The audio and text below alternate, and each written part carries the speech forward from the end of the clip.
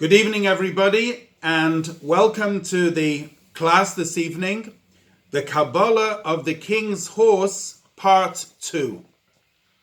Last week, we discussed the Pasuk, the verse in Megillas Esther, Yoviu Levush Malchus, where Haman suggests to the king that the garment of the king should be brought, the horse upon which the king rides, and the king's crown should be placed on that person's head.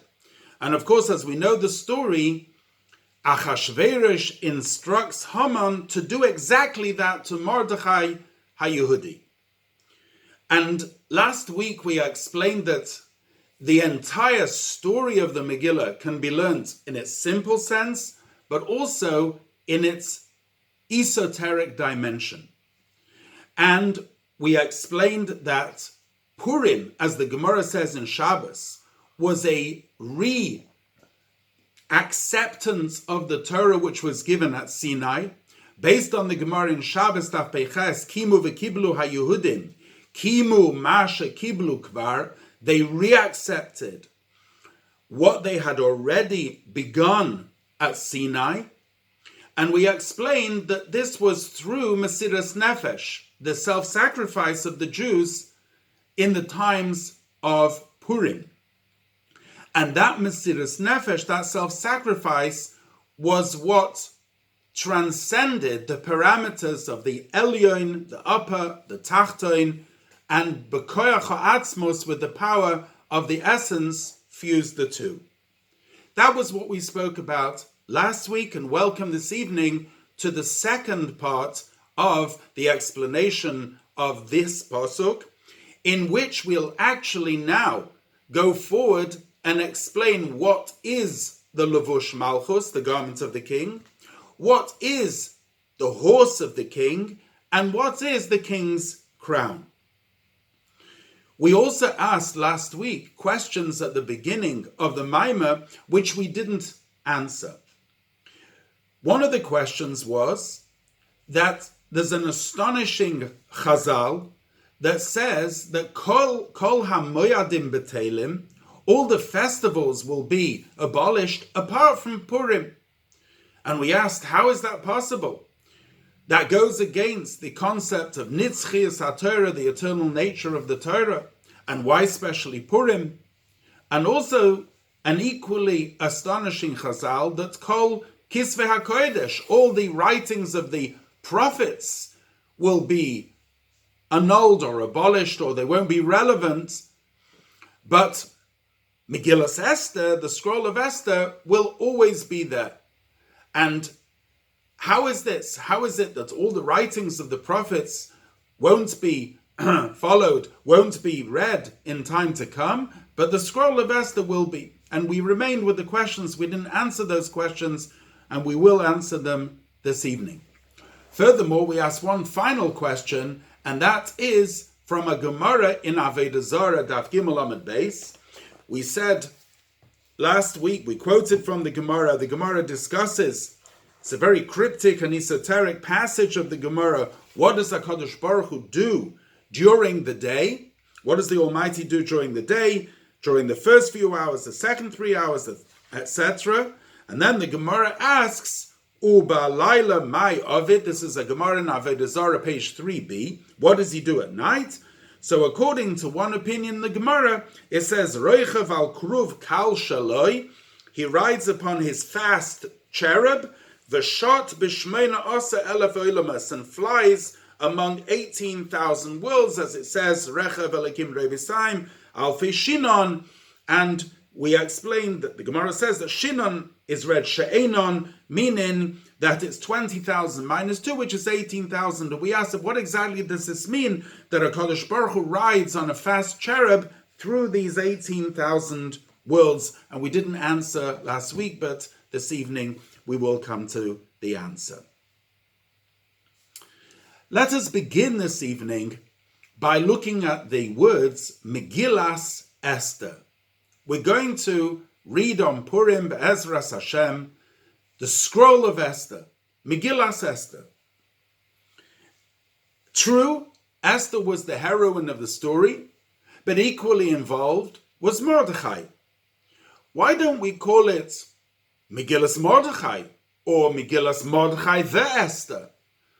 Why specifically do we call it Megillas Esther? Another astonishing thing we find about Megillas Esther is it is the only one of the books of the Tanakh that does not mention Hashem's name. And we said last week there are political reasons for doing that the Persians may abuse a name there for one of their names of their gods. However, what is the esoteric reason? What's the deeper reason why the name of Hashem is not mentioned in the Megillah?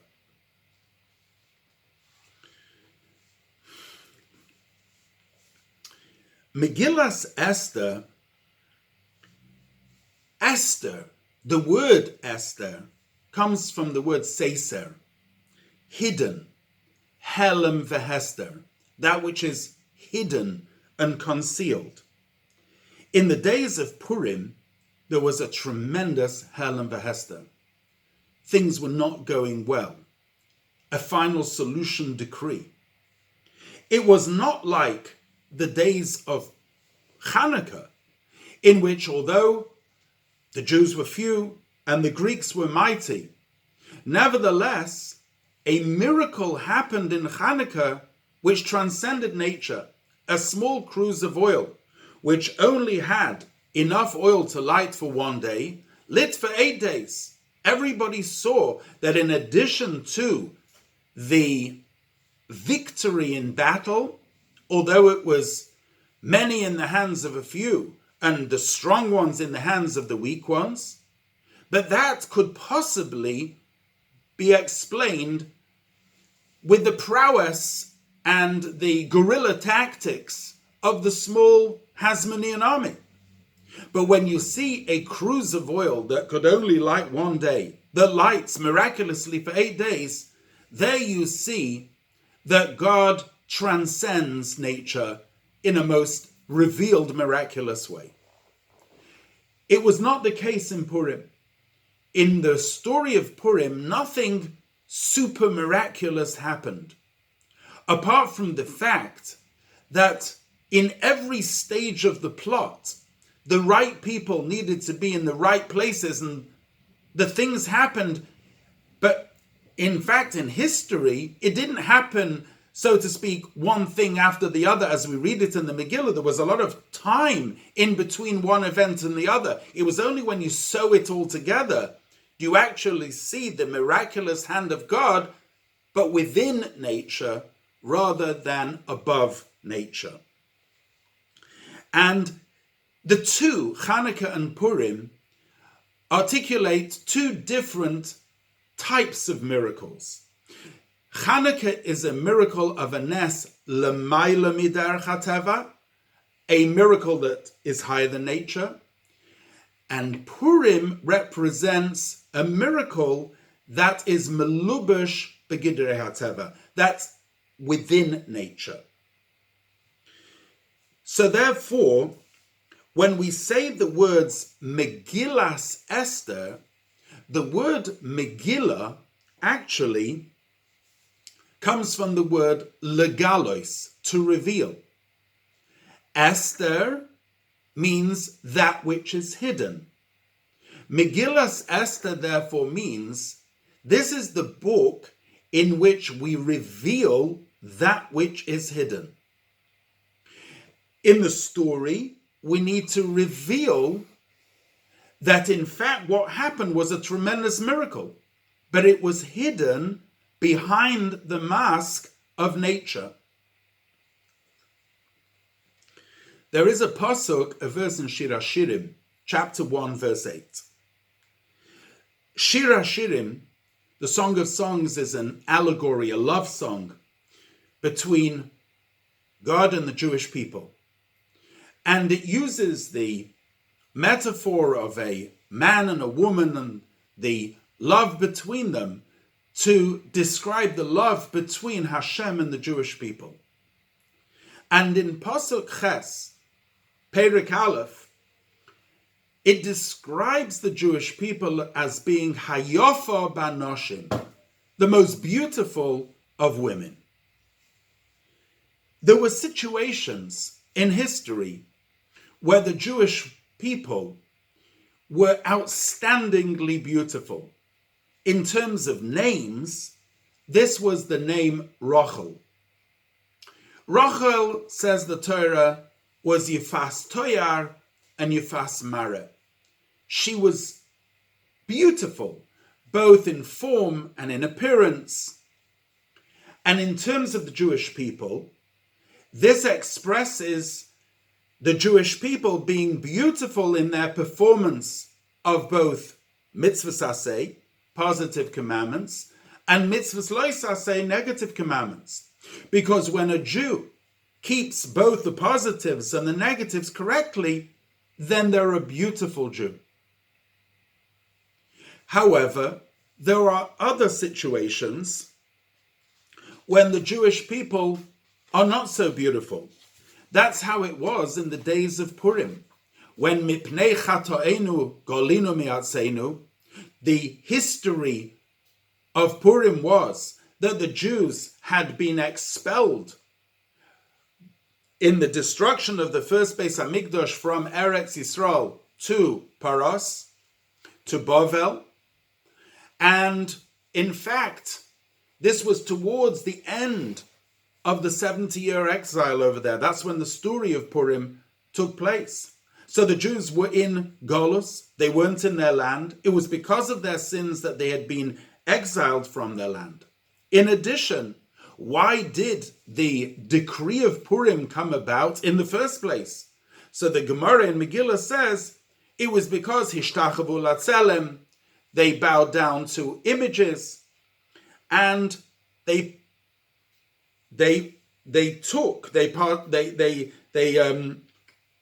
went to the feast of Achashverosh. When Achashverosh made this great feast in Shushan, it says, Nehenu misuudosoi shaloisa rosha.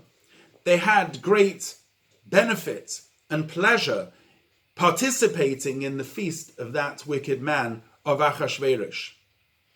And this Hanoah, this benefit, although one could argue that they went there for political reasons, what actually happened is that some unfortunately ate the non-kosher food, and even those who didn't, they went because they felt that they should put their bitachon, their trust in the ruler at the time, rather than in Hashem.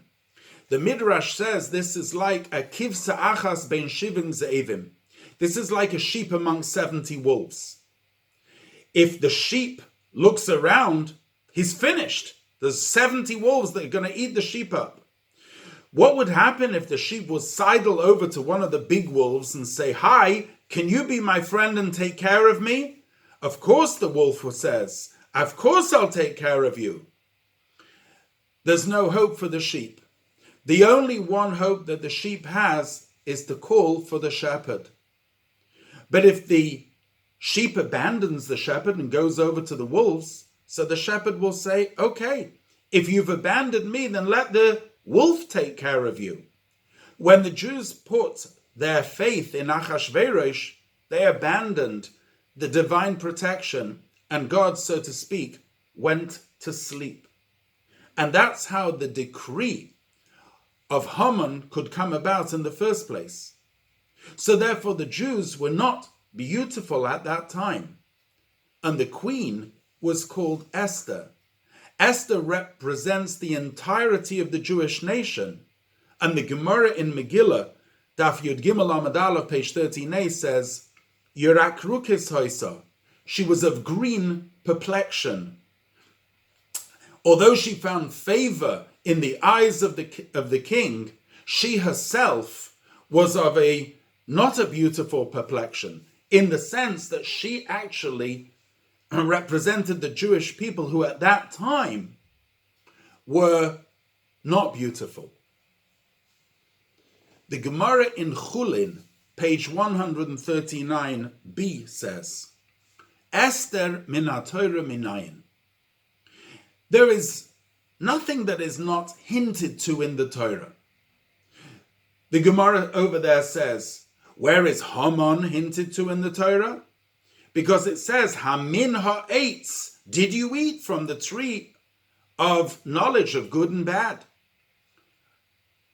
Esther min ha-Torah minayin, where is Esther hinted to in the Torah? Because it says in the Klolos, in the curses, Va'anoichi haster aster panai bayom hahu. Hashem says, I will surely conceal my face on that day. So Esther represents Hesteponim, the hidden face of Hashem. And that's why the avodah of Mordechai and Esther was to reveal Hashem's face. That's why Mordechai and Esther knew that when that final solution decree was leveled upon the Jewish people, the first thing they had to do was not to run to the court, to run for protectia. The first thing they had to do was to get the sheep to call for the shepherd. And when the sheep would call for the shepherd, all would be all right. And therefore Esther, she fasted for 3 days. Mordechai donned sackcloth, gathered the children, prayed, wept, learned. Because through the teshuvah, the sleep of the king would be aroused. And once the king is awake, then the guardian of Israel neither slumbers or sleeps and will protect them. That's why the name of Hashem does not appear in the Megillah, because it's the avodah of Mordechai and Esther to reveal the presence of Hashem in the story, in the people, and as we'll soon learn, in fact, a higher level than the name Havaya, as it comes in all the other Kisvei HaKodesh. There's a higher level which is present, in fact, in the Megillah. So, Megillah Esther is revealing that which is hidden.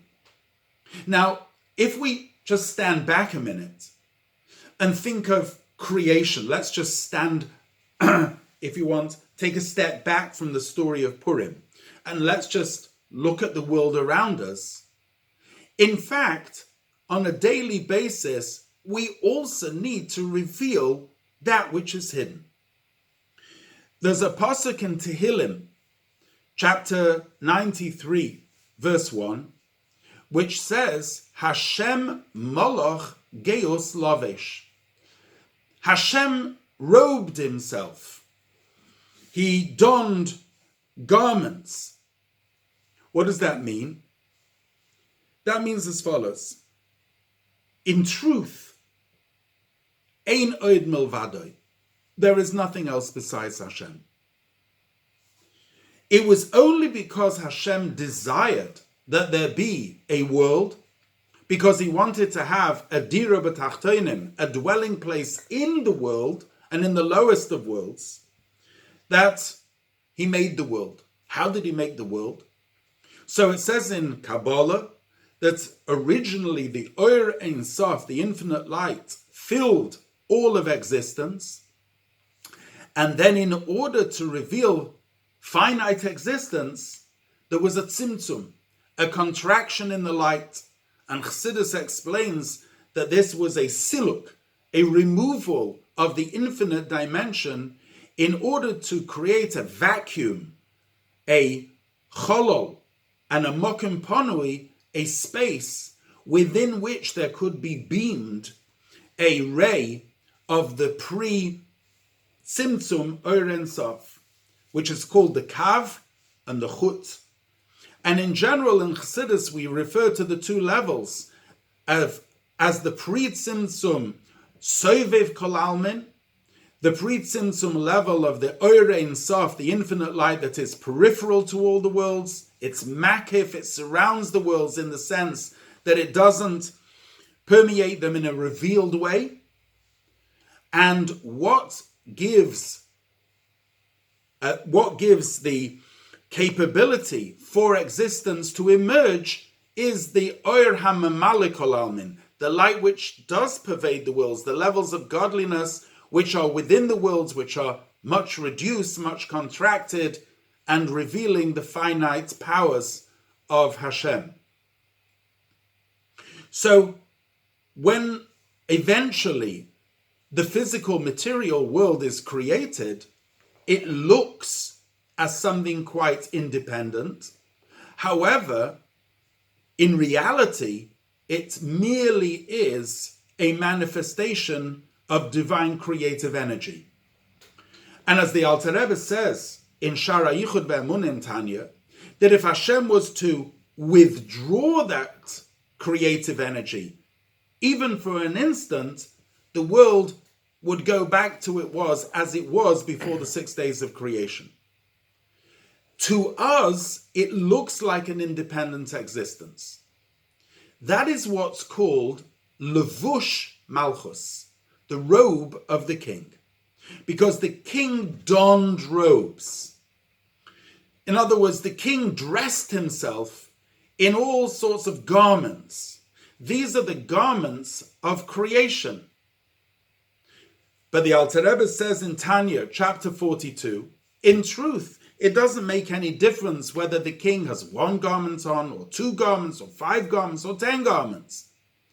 The fact is that when you're looking at the king, you're not looking at the garments. The garments may express grandeur. They may express malchus. However, what you are looking at ultimately is the king within the garments.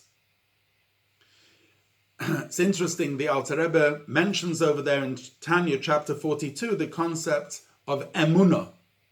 Emunah is faith. But the Alter Rebbe relates it to the word uman. And uman is a professional, somebody who is a professional in their trade. A professional is a person who doesn't do this as an amateur. A professional is a person who is trained and has done it time and time again.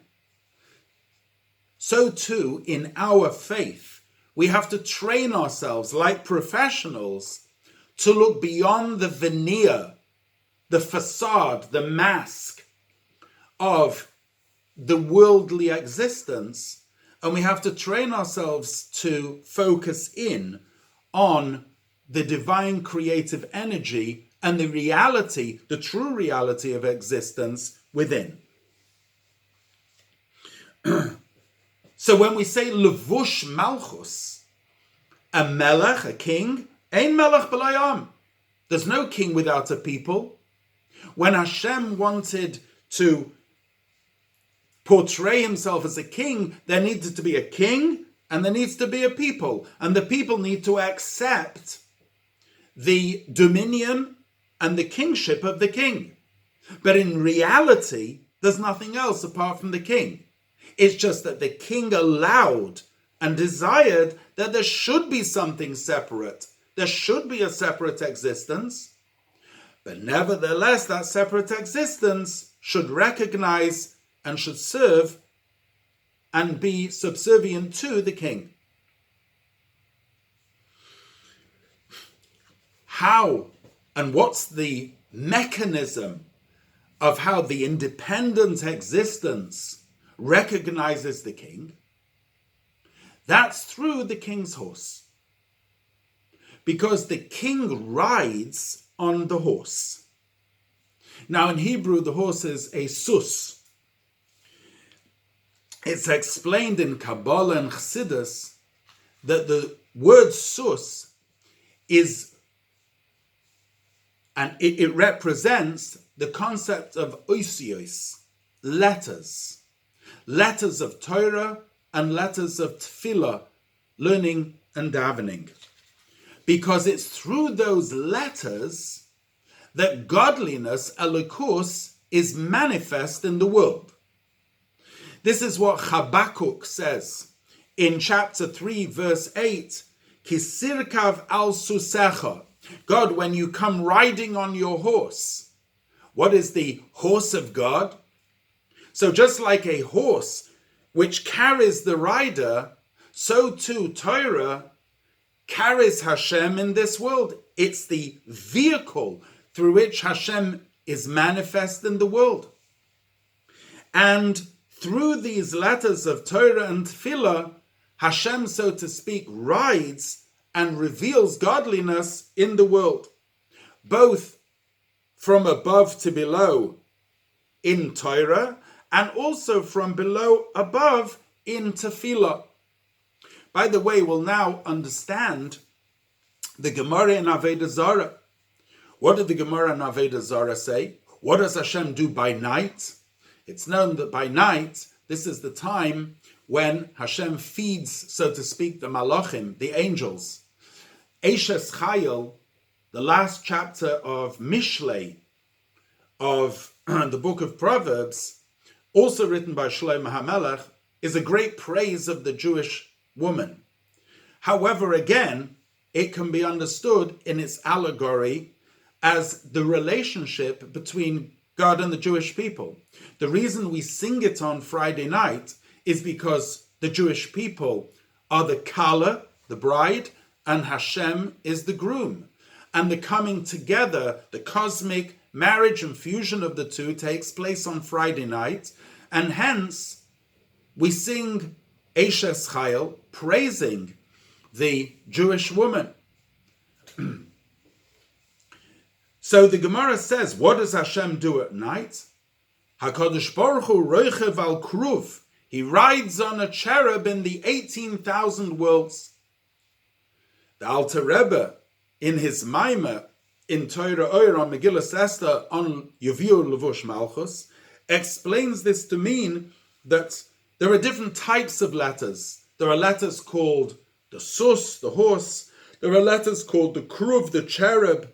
The 18,000 worlds correspond to the 18 vertebrae in the spine, the 18 blessings in Shemona Esrei, the Chai Birchon, and these, as the tefillahs are enunciated by Yidden, go up, not just in this world, but in all the worlds, and also draw down. It's a two-way thing. It goes up, there's an aliyah, and there's also yurida, and the movement of these letters are through horses and through cherubs. These are the vehicles, if you want, of the movement of these letters through the various worlds. Now let's get back to the theme of Purim being the reacceptance of Torah. Let's go back now to Sinai for a minute. If we go back to Sinai, there was a tremendous revelation of godliness. There was Einod Milvadoi. The Jewish people saw there was absolutely nothing else. They saw right through the levush, right through the garment. And therefore, similarly on Purim, in order for to be a reacceptance of the Torah, it was necessary for Mordechai and Esther to completely reveal the hand within. There needed to be a Gilui HaHester, a revelation of that which is concealed. However, the difference between the two was that in the days of Sinai, there was a tremendous revelation from above, whereas in the days of Purim, it was a Mesiras Nefesh from below. Let me revisit for a minute the Gemara in Shabbos. The Gemara in Shabbos actually says the following. Kimu v'kiblu ha-Yehudim, the Jews reaccepted the Torah. Why? Because vayisyatzvu b'tachtis ahar. It says by the account of Sinai that they stood under the mountain. Says the Gemara in Shabbos, melamed shekafa aleihem hahar kegigis. What does it mean they stood under the mountain? Says the Gemara, Hashem uprooted Har Sinai and held it over the Jewish people like a barrel. And he said to them, if you'll accept the Torah, good. And if not, boom. Sham tehei kvoraschem, there will be your grave. Would you want to accept it? Oh, so the Jewish said, well, yeah. They needed to accept it. They said, Nasa v'nishma. Says the Gemara, Mikan meidor Rabbi lo yiraisa. So here, because there was a religious coercion, they had good reason not to keep it later. However, in the days of Purim, when they themselves accepted it willingly, this was a full acceptance of the Torah. That's the simple reading of the Gemara. There is, however, a very, very beautiful interpretation of the Alter Rebbe on this. What does it mean, Kafa aleim harka gigis? How possibly could Hashem coerce the Jewish people? And not only that, why should he coerce them? They had exited Egypt. They had gone through the sea. They had counted the days, Sfiras ha'omer, until this enormous moment of acceptance of the Torah. If a person is waiting and anticipating such an event, why would they have to be coerced in order to accept the Torah? So the Alter Rebbe says a very beautiful thing. There are two ways how to force a person to do something. One is to hold a gun to their head and say, if you don't do it, then that's the end. But there is another way. One can place before the person something so stunning, something so beautiful, a gem so brilliant, and if you say to the person, it's yours for the taking, the person would be mad not to take it. Says the Alter Rebbe, this is what it means, Kafar aleim har kagigis. Hashem held the mountain over them, and he showed them the etzem hashamayim latoihar. He showed them the brilliance of the Torah. He showed them how the Torah was a beautiful gem. He showed them how it would carry them for all generations. And he asked them, do you want it? And they said, of course. However, later in the days of Purim, when it was dark, and it was cold, and it was not rosy, then to reaccept it, they didn't do it because they saw the brilliance in it.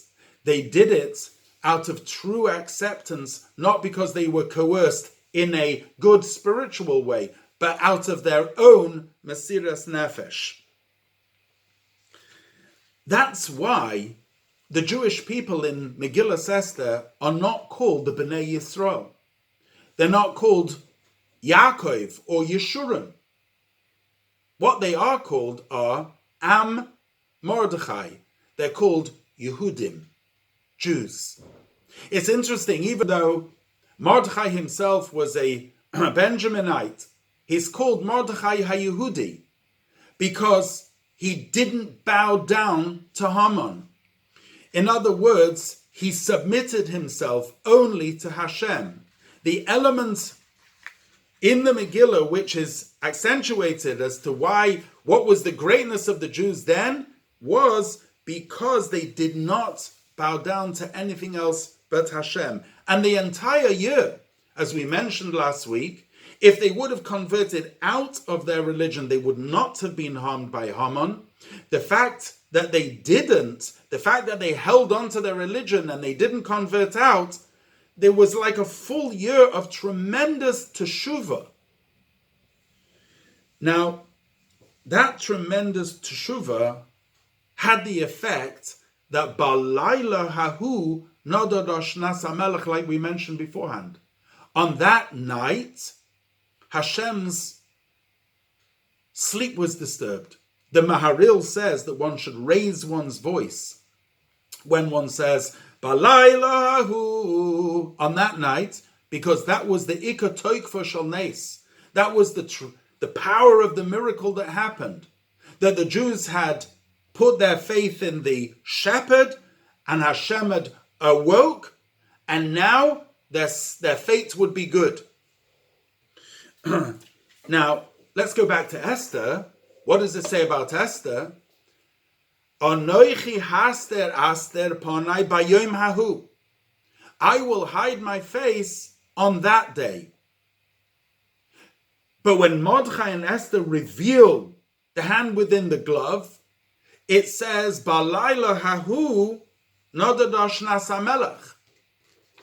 Now, in time to come, as we all say at the end of Aleinu, we say, Bayom hahu, on that day, Yiyah Hashem echad u'shmei echad. Meaning that when Mashiach will come, God will be one and his name will be one.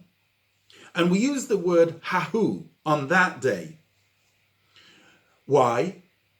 Because Anoichi haster aster ponai bayom hahu. Even on that day, meaning in time to come, the level of Esther, in other words, the level that was achieved through the Mesiras Nefesh of the Jews at the time of Esther was so great, it caused a teshuvah so powerful that even in time to come, where there will be a tremendous revelation of godliness, the Megillah of Esther will still be read. The Nevi'im, the prophets, actually prophesied in the levels of Sfiras of Netzach and Hod. What this means is that in time to come, when there will be a huge revelation of godliness, the revelation of the prophets won't be so great. As the expression goes, Shraga b'tira maya hana. What will a candle help in broad daylight? In other words, if you've got broad daylight shining, you don't need the candle.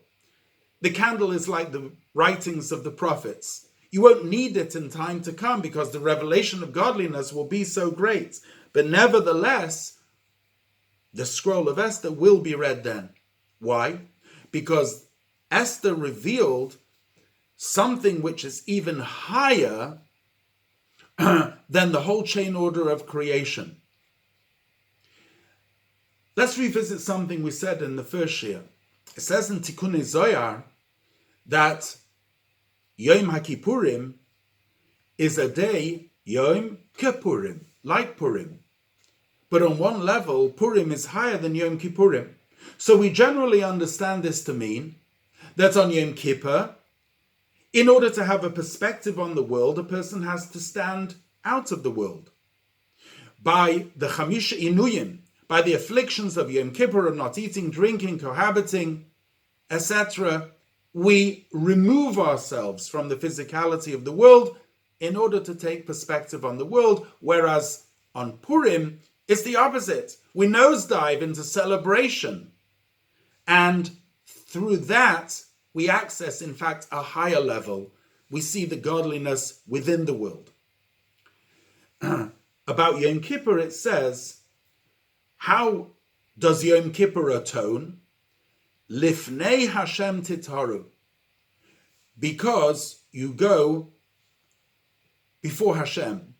Chassidus explains, Lifnei Hashem means higher than the name Yud-Kei Vav-Kei. Yud-Kei Vav-Kei is the name of God as is manifest within creation. Lifnei Hashem is on a higher level than that. Yom Kippurim means on the day of Purim, the level of Seiser, the most hidden of levels, higher than the name Hashem, was accessed, which is why the name of Hashem is not mentioned in the Megillah, because Esther reveals something which is even higher than that through Mesiras Nefesh, through the self-sacrifice of the Jews. And just like by the giving of the Torah, everything was achieved by the Jews saying Nasa v'nishma, which when a people cries out yes to the king, we'll do it, we'll listen to it, they coronate the king. They put the crown of the king on the king. Similarly, in the days of Purim, the Jewish people, through their self-sacrifice, crowned the king. And that is what the Keser Malchus, the crown of the king, is in the Megillah. So let's put it all together. It says in the Megillah, Yuviu Levush Malchus. Let us bring the robes of the king. What are the robes of the king? A clear perspective on the world. we do not see the outer garments as something separate, but rather they are ways of how the king manifests himself in the world. But however many garments there are, what we focus on is on the king and not his garments. And the horse upon which the king rode. What is the horse? These are the letters of Torah which the king rides on, because in order to reveal godliness within the world, Hashem rides on those letters. Those are the vehicles of transmission of godliness, both milamayla lamata, from above, and in prayer from below. And the Keser Malchus, and the crown of the king, this is achieved through the bittul, the nullification of the Jewish people, by Sinai when they said Na'aseh v'nishma, in the days of Purim, when they were an entire year Yehudim, faithful, albeit in the shadow of tremendous threat, but lo hemiru dasam, they didn't convert out of their faith and their belief. The Baal Shem Tov said, it says in the Mishnah, if somebody reads the Megillah backwards, they haven't fulfilled their obligation. Halachically, that means that you have to hear the Megillah from the beginning right through to the end. And if you come in the middle, so if you come in the beginning of chapter 4 and you hear from chapter 4 to chapter 10, and then you hear again chapters 1, 2, and 3, you haven't fulfilled your obligation. You need to hear the whole thing from the beginning to the end. The Baal Shem Tov interpreted this to mean, if somebody reads the Megillah as a story that has no contemporary relevance, but it's a story that only refers to the past, lo yotza, they haven't fulfilled their obligation. Because hayomim ha'elu niskarim v'nasim, these days are replayed in the modern and in the present. In other words, the whole story of Purim, as it is celebrated now, is a replay in our times. And therefore, we too must look at the Levush Malchus. We have to see through the veneer, through and past the mask. And we need to see and grasp with our emunah, the king. We need to understand the sus asherochav olav hamelech, the king's horse, that there is a mechanism, an animal, a vehicle through which Hashem rides in the world, and that is through the Torah and through tefillah. And there is the Keser HaMelech, there is the crown of the king. And that is our bitul, our mesiras nefesh, our giving ourselves over to the king. And when the people give themselves over to the king, this coronates the king. Says the Gemara, Haman min ha-Torah minayin. Where is Haman mentioned in the Torah? The Gemara in Chulin says the Gemara Haminoitz. He is connected to the tree of knowledge of good and evil. That's where Haman comes from. In fact, Haman is eventually hung on the eights, on the tree, Chamishim Amma, 50 Amma, which is the 50th gate of Bina. In other words, eventually Haman was refined. The Gemara says, in fact, that Mibnei Bono Shel Haman, that his descendants actually converted and even learned Torah in Bnei Brak. But the point is over here, that Haman correlates with the tree of knowledge. In order to access the Keser HaMelech, the crown, we must access the Eitz HaChaim, the tree of life. The tree of life is the Pnimius HaTorah, because the inner dimension of the Torah connects with the inner dimension of Hashem. And this is the teachings of Chassidus and of Kabbalah, of Pnimius HaTorah, the inner dimension of the Torah. That is the Keser HaMalchus. As we know the story of the Alter Rebbe, that when there was a gezerah, when there was a decree against the proliferation of Chassidus, the Alter Rebbe says that Kumoshel, it's like the parable of a prince who was deathly ill, and the doctors could not find any cure, and one physician says that the cure would be to take the crown jewel of the king and grind it, mix it with water, which would create an elixir which would bring life to the prince. And this is what was done. So similarly, says the Alter Rebbe, the elixir of life, which will revive the Jewish people from spiritual faint, and which will prepare them for the coming of Mashiach, is the crown jewel. This is the Keser Malchus. And consequently, today, as we relive the events of Purim, we need to see through the Levush Malchus. We need to get on and understand the horse, the king's horse, the letters which convey the clarity of vision in the world.